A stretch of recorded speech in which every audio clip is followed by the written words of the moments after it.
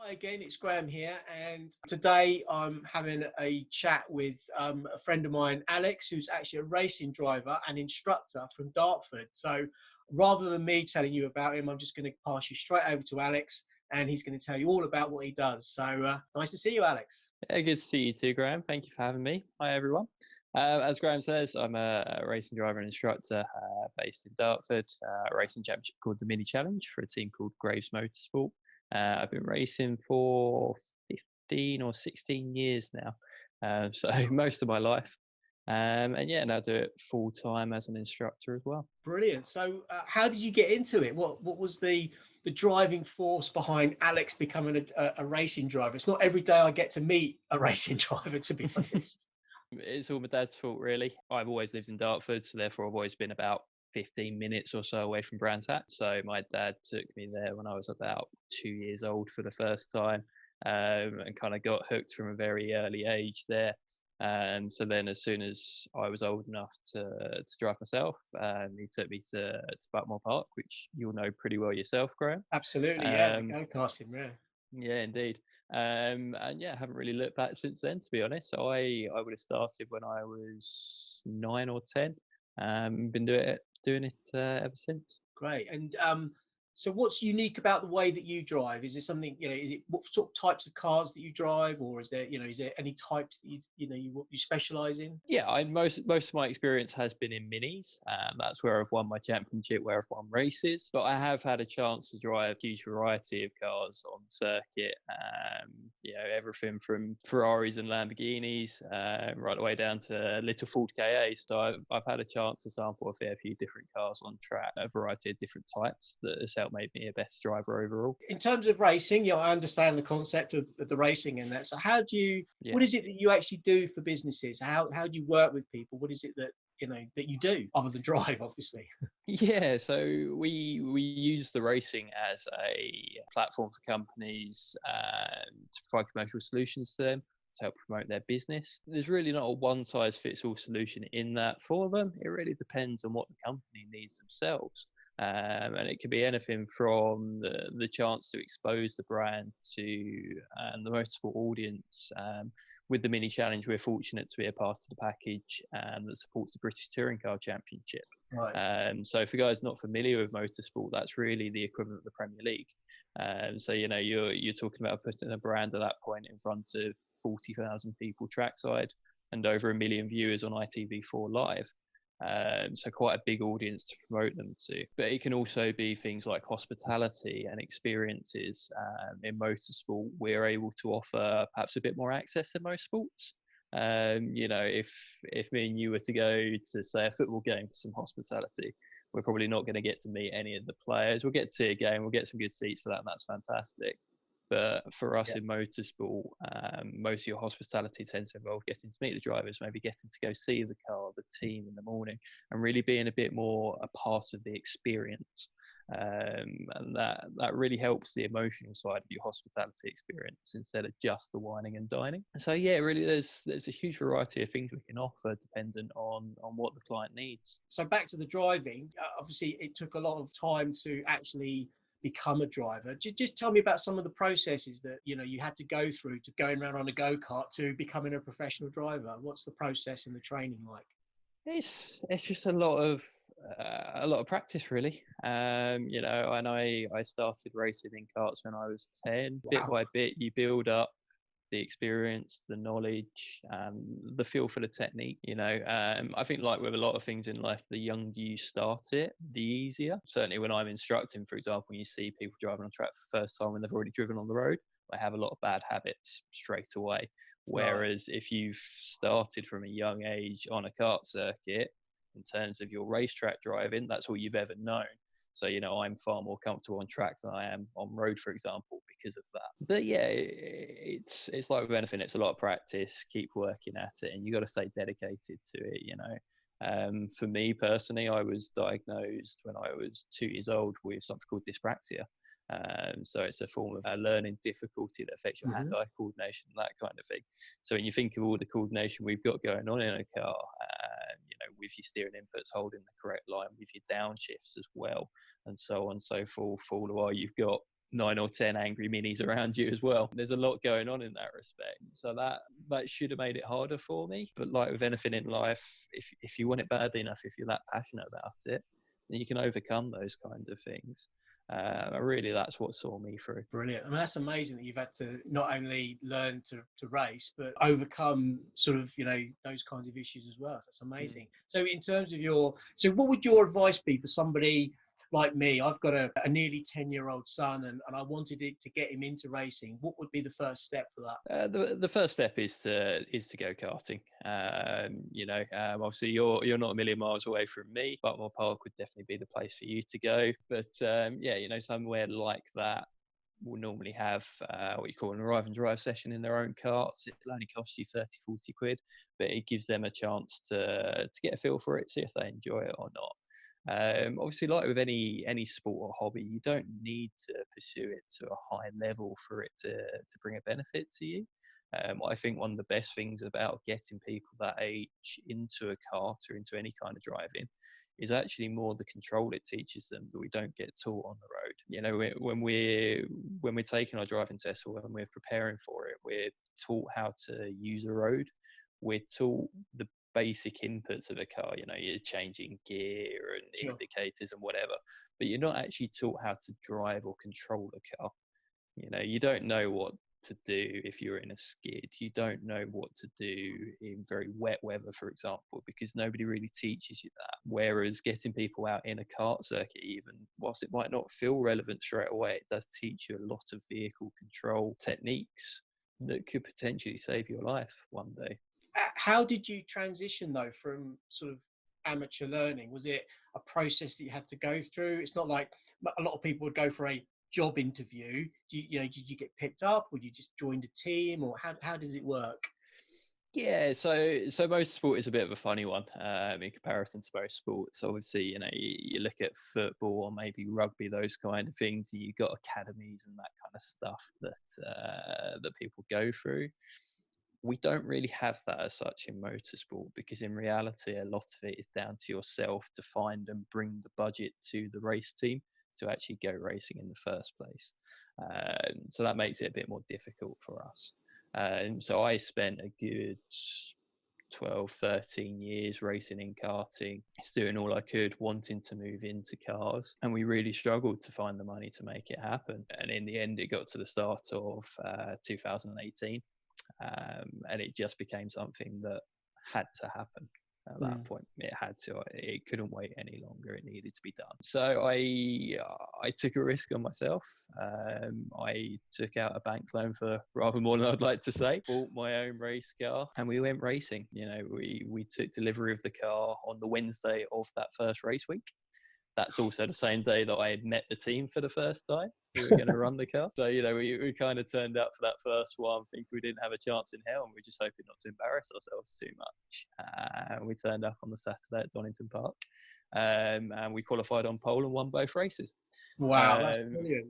Yeah, I think I still struggle to process that one sometimes, to be honest with you. That was not predicted at all. From there, we then won 7 races in a row. I think it was 11 races over the year. It was quite a crazy year, that one. I got my ARDS license to race cars in January of that year. By October of that year, we'd won a championship, and I'd got my ARDS instructor license. So all of that in the space of 10 months, which normally takes people a couple of years. So yeah, it was a bit of a whirlwind year, that one. That was a very good one. It's certainly not normal. So yeah, from there, I'm still using the same race car. I've since stepped up to the pro class. I have a team that runs me now in Graves Motorsport. But really, for me, my income, my money, the professional side of it comes from the instruction as opposed to the racing. But obviously I couldn't be an instructor without the racing in the first place. So it's a bit of a weird one compared to most sports. Very few people in the world draw a paycheck straight from their racing. For most of us, it is about trying to be a driver, coach, or an instructor to other people. Gotcha. Right. Okay. So who do you teach what is it, like a specific age, or do you teach anybody? I have instructed people from ages ranging from 12 to probably about 80, to be honest with you. A lot of what I do currently is racing school work and experiences. And so I'm sure a couple of the people watching this have been to, say, supercar experiences where you go off and drive a Lamborghini or a Ferrari, etc. And I'm the person sat there next to you, just trying to keep everybody safe and make sure you're enjoying the experience. So yeah, I do quite a bit of that. The race schools at Brands Hatch, where you get to go off and drive a single-seater race car and that kind of thing, as well as the rally experience down there, which is an awful lot of fun. So that's a lot of what I do. I'm starting to move into more what we refer to as private work. So that's coaching other racing drivers instead. So that's something I'm starting to do. Obviously, at that point, you're changing from what we politely call asset protection, if you like, of just making sure everybody gets home safe, to really working on the finer techniques with somebody actually genuinely making them faster on circuit. And that's really the goal for a lot of us as instructors and coaches, to get to that kind of point. Fantastic. Just out of interest, I mean, who was other than your dad, who kind of got you into the sport, has there been anybody sort of, who's your mentors, who do you look up to in the industry? Yeah, and you can't do this without a lot of people around to help you. You certainly, with the greatest will in the world, it's not cheap to start out. And obviously, when you do it at my age, I was way too young to be doing it on my own money. So certainly, family have been crucial throughout it. My dad in particular, he's never missed a race. Well, he's missed about 4 or 5, but in 15 years of racing, that's still pretty impressive. But yeah, my parents, my grandparents, even I'm part of the Motorsport UK Academy, and there we talk about the importance of Team U. And that's kind of surrounding yourself with the right people to help you through everything. So for that, I've got my family. In the last year or so, I've had my girlfriend as well. She's been fantastic at supporting me on race weekends that haven't always gone to plan over the last year. It was quite a difficult year, and that's when you really need people around you. Yeah. A former colleague of mine, Stuart, as well, he really helped introduce me to the right people in terms of teams. So that was fantastic for me, and I've been lucky to always been with good teams as well. In my first year with Super G Motorsport, and Colin Tester, the guy who runs that team, who is also a very good driver coach. Last year with Lawrence Davey, and then this year with Graves. I've always surrounded myself with very good people who can help me improve as a total package. Obviously, there's more to it than just the driving. You've got to think about the setup of the car, the way you approach a race weekend as well. And a lot of it is up here, of course. And you need the right people around you to help unlock that. Yeah, it's interesting, isn't it? Because quite often I look at racing as a one-person game, isn't it? That you've got the racing driver, but really, in reality, it's everybody around that's all contributing to that, what you're doing out on that track and off the track. It's all about the team. I think that's really, really a key point. Yeah, absolutely. It's very much a team sport. You're right. It does focus on the individual, but there's no way I could do it without a team of people around me. And they're crucial. If that's not working out, then it almost doesn't matter what I do on circuit. It won't be competitive. Yeah, definitely. We're going to bring it up. Obviously, at the moment, the world is in a very strange place with the lockdown, and I'm assuming that's affected all the racing that's going on at the moment. So how are you all dealing with that at the moment? Yeah, so Motorsport UK, the governing body of our sport in this country, so the racing equivalent of the FIA, if you like, have cancelled all event permits until the end of June currently. Wow. So that meant that our first 2 races, which were meant to be in mid-May and mid-June, have both been postponed. Currently, we're scheduled to start in the first weekend of July. We'll see whether or not that happens. Yeah. Who really knows right now? Who knows at the moment? Yeah, literally that. So yeah, that's been quite difficult. We spent the entire winter preparing for a season that was going to start in May. We've been off testing, we've been talking about it, our plans, and so on and so forth. And just when you got everything lined up, just when you're starting to think that this looks good, we might be onto something here. Obviously, the rug got pulled out from underneath everybody. But there's no point worrying about it. It's the same for everybody. There's nobody out there racing right now. There's nobody out there even testing right now. So nobody's gaining or losing anything. So what can you do? The bigger issue for me really was that it's also meant all my instruction work has gone, of course. Sure. I made the decision at the end of last year to leave my full-time job, which was actually at Brands Hatch, to work as an instructor full-time, so I could focus on myself as a business, so I could focus on my instruction work and generally just control my own time a bit better. And then, of course, 3 months into that, we find ourselves with a pandemic. So yeah, it's been difficult, but I'm doing the best I can with it, and just trying to make sure that I still use my time well and to my advantage as best I can. Good. I mean, it's encouraging to hear that despite all of these, adverse situations, we all are in it to get all in it together. But you seem positive still. You seem like you're doing stuff. You're not just sort of putting your head in the sand and hoping it will blow over. And I like that. I think that's really, really important. So, is there anything else you're doing at the moment to keep busy, or what else are you doing around the lockdown? Yeah, so I've tried to look for the opportunity in this. The way I look at it is that when I made the decision to leave full-time employment and pursue this route at the end of last year, it was because I wanted more time. Well, by the time this ends, I'll never be able to use the excuse of time again if I don't make the most of this period. So that's kind of been my motivation throughout this, really, is that if I can't achieve anything through this, then I best go and get a real job anyway. So yeah, I've taken up racing virtually. So we've actually set up a virtual mini challenge for our drivers to race in. So that's been good fun. That's taken up rather more of my time than I thought it would at the start, but it's been great fun. It's been a good way of keeping us all sane, keeping that slight sense of purpose about us and almost normality, whilst also being able to provide some racing entertainment to those who are missing it quite a bit right now. Other than that, I've still been trying to work on my fitness. It is an important part of what we do when we're racing. I am a bit of a gym bunny myself. That's my preferred way of doing things, and obviously that's not an option right now. I've been quite fortunate where I am part of the academy with the Motorsport UK guys, that they've actually set a kind of home fitness program for us, which has been really good for me because it's taken me out of my comfort zone. Certainly, I think a lot of us when we're working out are guilty of just sticking to what we know and sticking within it. And it's taken me well out of that, and it's really got me working on kind of my core quite a bit more and my general flexibility as well, which were probably weaker aspects of my fitness. So best case scenario, I might come out of this feeling a bit fitter, which would be great. Good. And I've also been working on a new business venture that I've got to keep a little bit quiet about for now. But yeah, news on that to come soon. Ideally, that could be something that will be launched when this is all over. And yeah, keep your eyes peeled on that. Good for you. And again, I just reiterate that you're taking advantage of every little bit that you can, all that time, keeping fit, looking at new business ventures, and I'll be excited to find out more when that comes up. Would you be happy me to share some links of yours? How do people find this virtual racing? And I have to say, I did watch it the other week, and it was a lot of fun.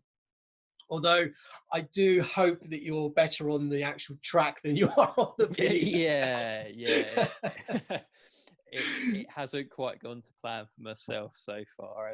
I've had a couple of technical issues with my equipment, it's been an experience. Certainly, it's quite tricky actually in a way, because what we do in real life in terms of the way we drive is really going off what we feel underneath us. When you feel the car start to step out and you're reacting to that and so on. Whereas obviously on a game or on a simulator, you're not feeling anything, you're just seeing it. So it becomes more about your coordination than it does your feel for a car. And that's quite difficult to transition to. But it's been a really good challenge for us all, yeah. Brilliant. But make sure you do send me the links so I can share them. And because as I said to you, I watched it with my son, and we were cheering you on. It was actually quite good fun to watch. although you weren't doing particularly well on that day, it was still a lot of fun. So it was, it was great, and I'd like to share that with more people. So that's brilliant. Yeah, no problem. Just to sort of finish up, is there anybody else that you'd like to thank? I know we talked about your family. Is there anybody else that that's been encouraged your career in any way? The guys I'm currently working with at Groves Motorsport have been fantastic in the short Mm. time I've got to know them. So thank you to them. I've also recently started working with a company called 135 Not Out, who now represent me and have done a lot of work for me on the commercial side and have actually helped me go racing this year. So thank you to John and all he does as well. And thank you to yourself as well, Graham, for having me on this, giving me a chance to put my badge out there, Definitely. and obviously have a good chat with yourself. Obviously, we got to know each other quite well over the networking meetings I've been to. And it's been good to learn a lot from yourself about the actual value of networking. I think when a lot of people get into it, you get into it because you see sales opportunities. I don't mind admitting that was my first thought when I started looking at it. But actually, it's not really, is it? The real value is in the connections you make and the chance to learn from people from a different walk of life, really. And that's what you've really opened my eyes to with that. And as well with your social media use, it's very different to what I've been doing before and much more personal with the way you grow an audience. And that's been really good to see. Just can't wait for this all to be over so we can have you down at the racetrack for a bit of a Oh, photo shoot. I can't wait. I don't know we've talked about it, but we were talking about it before this happened. I was going to Yeah. come down and see you, and hopefully bring my boy down as well, because I'm sure he Mm. would. Although it does sound like an expensive hobby to start with, we'll see. If Yeah. he gets into it, I'll be fully behind him. But yeah, I think he'll be finding it quite exciting. He found the virtual racing exciting, at least anyway. So yeah, that's brilliant. And the networking, that's, we met through the BBN Dartford Mm. networking. So Yeah. shout out to them as well. So I think it's been a really good, nice catch up and a good chat that I think hopefully people will find interesting. So other than that, is there any final words from yourself? So everybody stay home, stay healthy, and we'll get through this together. Just try and look for the positives. We had a saying within the team at Super Tune when we went for our championship a couple of years back of control the controllables. You can't control what's going on outside right now, so don't bother worrying about it. Just keep yourself safe. Do what you can, make the most of the opportunity you've got, no matter how limited it may feel, and we'll see everybody on the other side. Brilliant. Very wise words there. And certainly I would reiterate everything you've just said then. So anyway, thanks again, Alex. It's been lovely talking to you. And yeah, and thanks everybody for watching it. Hope you've got some value from it. If you've got any questions at all that you'd like me to pass forward to Alex, again, pop them in the comments section. And again, I'll share the links to the virtual racing because it was actually really good fun to watch. And as much as I wanted to join in as well, but it was great. And we had the proper commentator and everything. It Yeah. was done very, very well. I thought it was a really good way to keep people motivated throughout this this tough time that we're all going through. So anyway, thanks again, Alex. It's been an absolute pleasure talking to you. No problem, Graham. Thank you for having me.